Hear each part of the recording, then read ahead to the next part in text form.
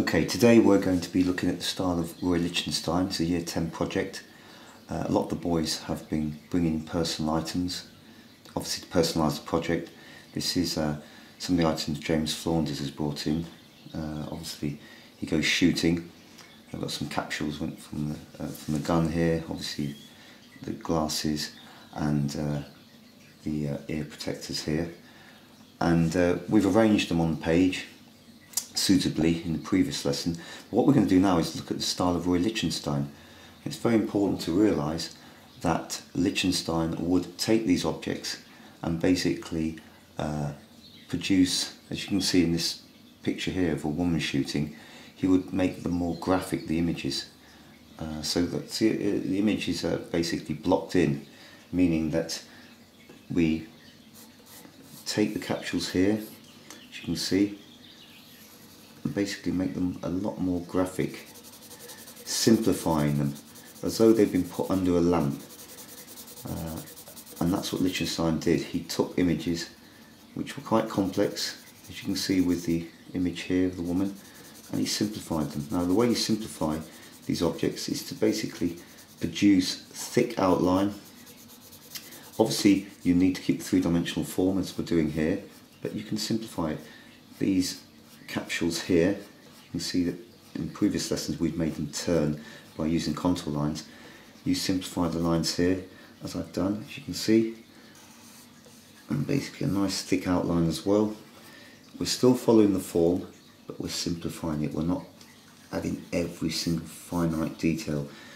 We're basically using the pencil here to just put the main forms on, but you've still got the images here, and they're still very, very much three-dimensional. As you can see here, just one little turn to show that the capsule's ellipse, and I do it by just using this mark here, so it follows the three-dimensional form of the contour line, but just simplified. Again, blocking in here, and what you tend to get then is nice, thick, positive outline. Now Roy Lichtenstein basically in the 50s collected comics, small comic strips, blew them up with a projector and drew around the main facets of the picture, such as the way I'm doing here.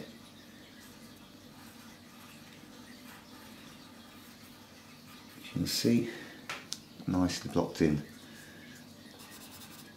But Lichtenstein took the images, and what he did, he had a system whereby he wanted to reproduce the industrial style printing of a comic. And in those days comics were printed and you could see the small dots from the industrial printer in a variety of colours, and Lichtenstein wanted to focus on that and actually enhance it in his work. And as you can see from many of his paintings, he would have small dots. If you look through a microscope at some of the work, you can see them coming through, as in the industrial printing technique of the time for comics. I'll show you a bit later on how to do that. Lichtenstein basically, when he had the images produced as such like this, would use a wire mesh with loads and loads and loads of little holes in it, and he placed the mesh on top of the pieces that he wanted the dots to come out of. Obviously mask off certain areas, put the mesh on top, and then basically paint through that mesh. And the next day you'd have dots which were perfectly aligned. Obviously some of them weren't spot on, and he'd probably use a little bit of paint or Tip-X them out. But we're going to be doing a system whereby we're representing that, but we're doing it by using a grid rather than a wire mesh, which obviously is very, very impractical. It's very difficult to set up. So I'll be showing you that in a few minutes. I'm just still blocking in these areas here, you can see.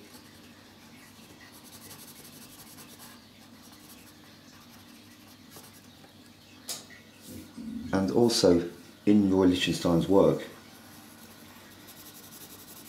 he would use expressions words which would focus on some of the images.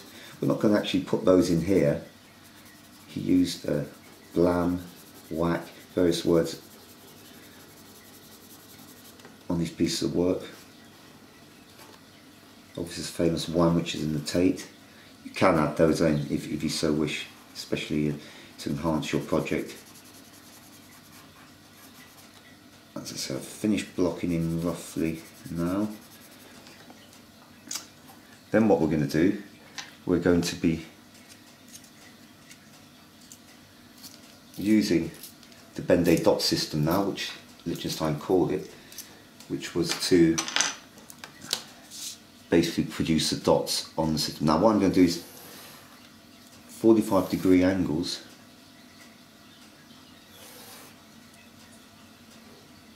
produce lines.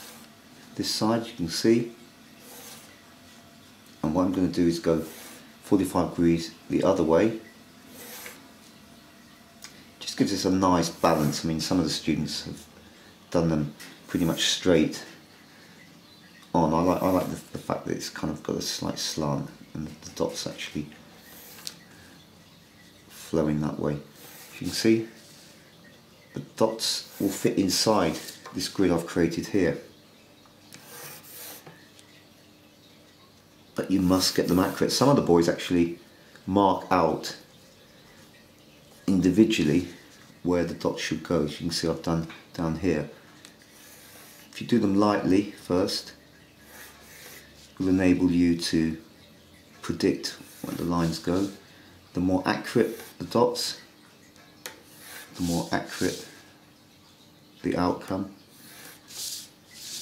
It will make Lichtenstein's piece of work look far, far more like the industrial dot system used by printers of comics in the 50s and 60s. And go again.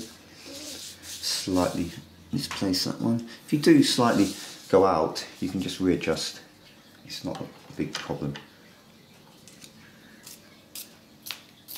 Now what I'm going to do is produce the dots on here, and for the remainder of the demo you're going to be seeing me put colour on, add the dots basically to the lightest areas, so somewhere around here where the glasses are, Lichtenstein would add the dots to the highlights, but it's basically up to you where you add them.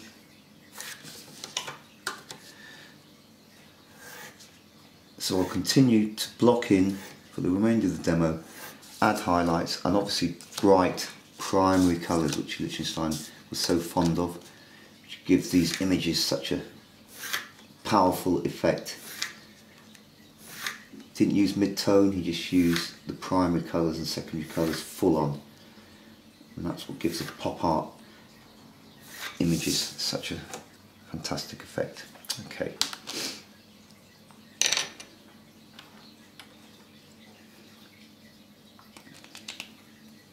The dots actually also can be used,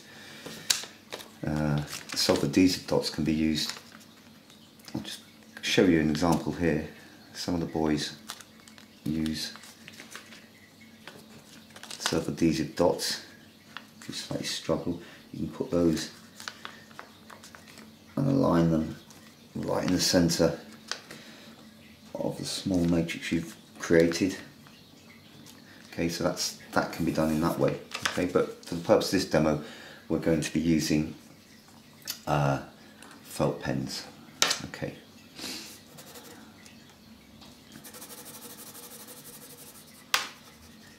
Lichtenstein also used various expressive marks. I'm going to show you here.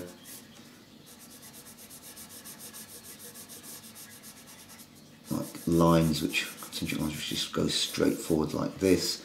You also block in areas, say around the glasses here, to fill up the negative space. We don't want too much negative space there because it tends to kill paintings. Positive space, making the objects as large as possible, using shadows to get rid of negative space, creates images which, as you can see here, touch the edge of the canvas, filling in any areas which will isolate things like the small capsules here or the glasses. So that's what we're going to do. You can see in the big image here, everything's touching the edges, and that's what Lichtenstein wanted. So I'm filling in certain areas here. Now I'm going to get on to producing the dots and finishing the demo off. Okay.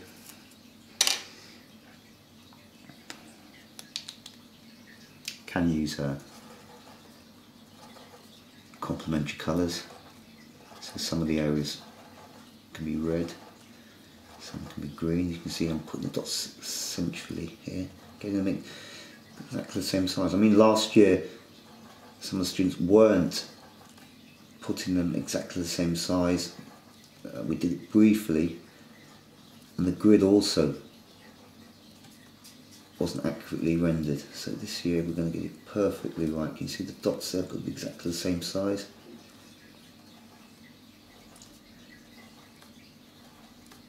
You get a better effect.